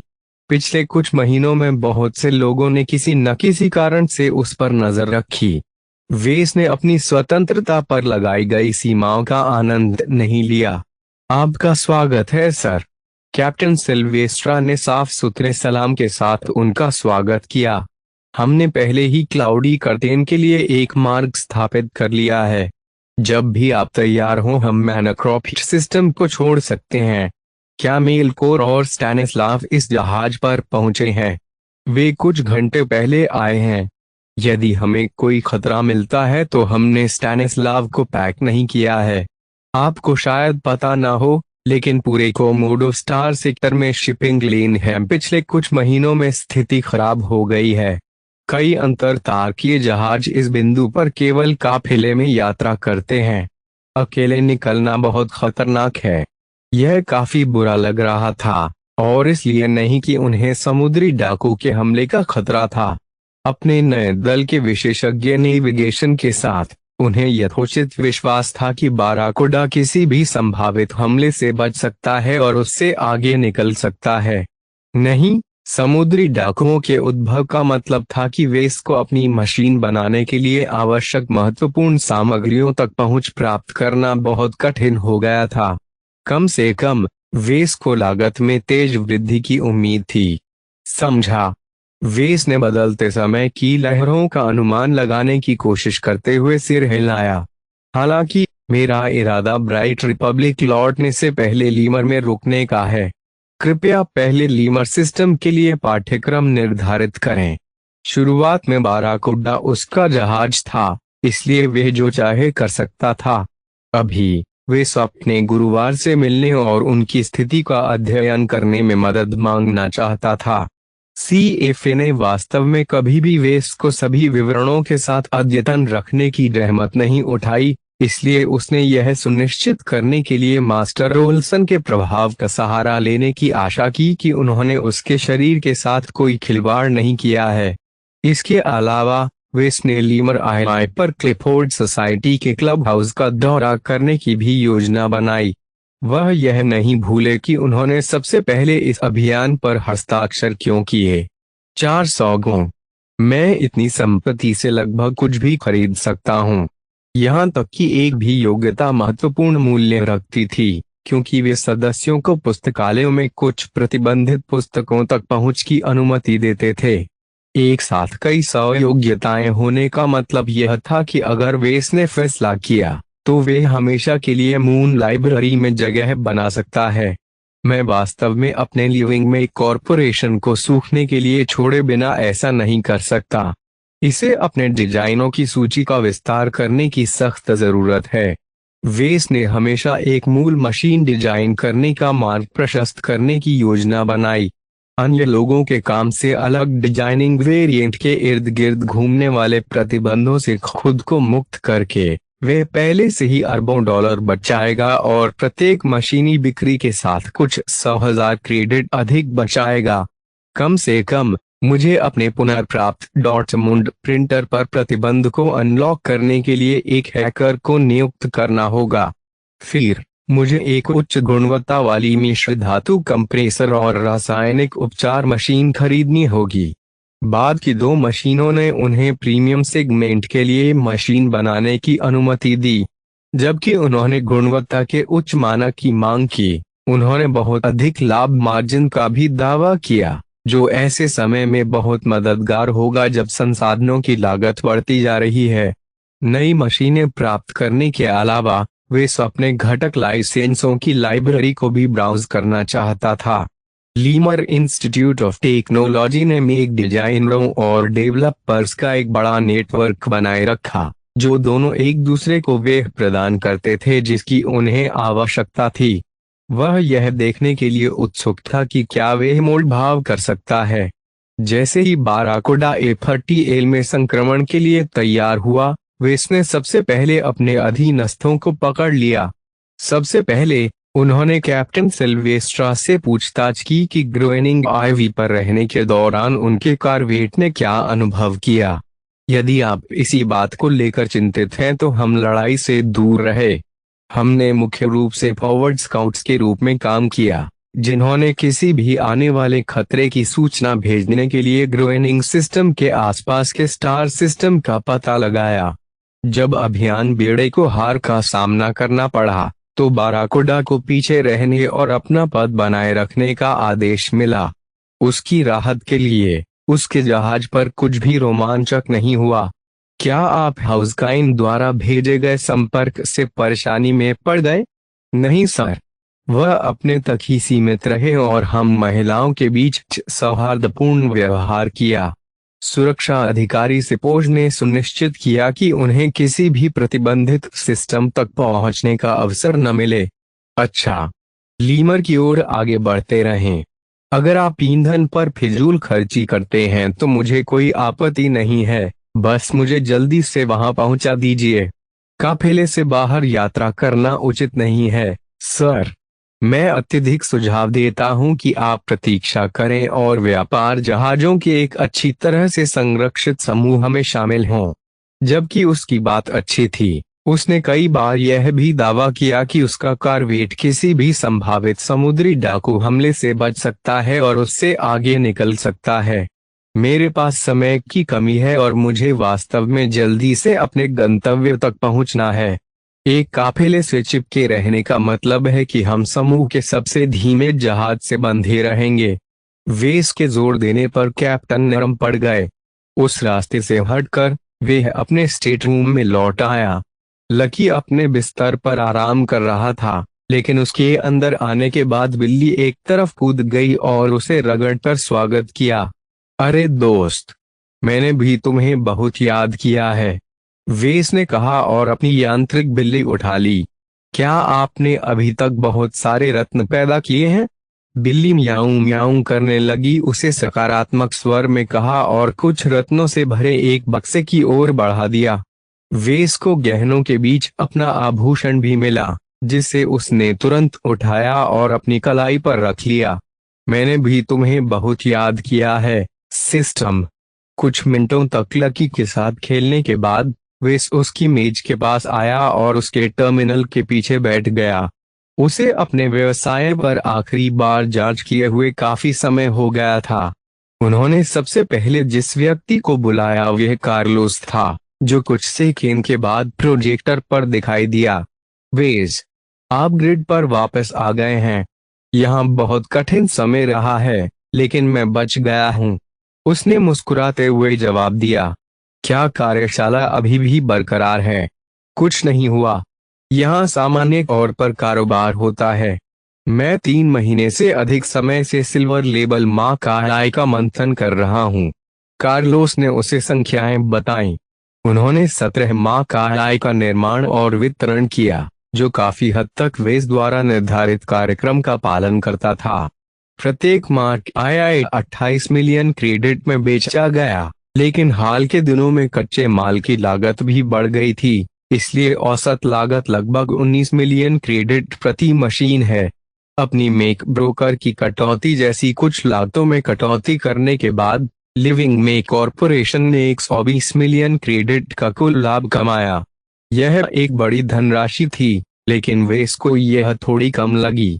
अपने गुल्लक में बचाई गई राशि के साथ साथ अपने परिवार के निवेश को जोड़कर वेस के पास लगभग 668 मिलियन क्रेडिट थे। अगर उसने कुछ अच्छे घटक लाइसेंसों के आसपास खरीदारी शुरू कर दी तो इतनी बड़ी रकम बहुत तेजी से खत्म हो गई। वेस ने कार्लोस की ओर सिर हिलाया जबकि वह अपने दिमाग में संख्याएं चलाता रहा। अपना काम जारी रखें। आपने उत्पादन की स्थिर दर बनाए रखकर अच्छा किया। एक बार जब मैं लौटूंगा तो मैं अपने कामकाजी माहौल में कुछ बदलाव करूंगा। वेस के हस्ताक्षर करने के बाद वह अपनी कुर्सी पर पीछे की ओर झुक गया और अपनी वित्तीय स्थिति पर विचार किया। उसके पास पर्याप्त धन और योग्यताएं थीं, लेकिन पर्याप्त नहीं। यदि वह एक मौलिक मशीन डिजाइन करने के अपने सपने को पूरा करना चाहता था, तो उसे कम से कम बहुत अधिक धन अर्जित करना होगा। मैंने अपनी हाल की यात्रा से बहुत कुछ सीखा है और मेरा कौशल थोड़ा परिपक्व हो गया है। मुझे अपनी उन्नत क्षमताओं का उपयोग करना चाहिए। जबकि वे इस मुट्ठी भर सोने के लेबल में एक बनाकर कुछ पैसे कमा सकते थे, उनके घटते लाभ मार्जिन ने इसे एक धन्यवादहीन काम बना दिया। वेस को खुद को पूर्णकालिक फैब्रिकेटर के रूप में स्थापित करने का कोई उत्साह नहीं था। उसे वास्तव में अपनी योजनाबद्ध लेकिन कभी न देखी गई रूबी लेबल उत्पाद श्रृंखला की तरह एक उच्च मार्जिन वाला उत्पाद तैयार करने की आवश्यकता थी। अब समय आ गया है कि वह मार्सेला को बुलाए और देखे कि क्या वे उसके लिए कोई ऐसा ग्राहक ढूंढ सकती है जो बहुत सारा क्रेडिट खर्च करने को तैयार हो।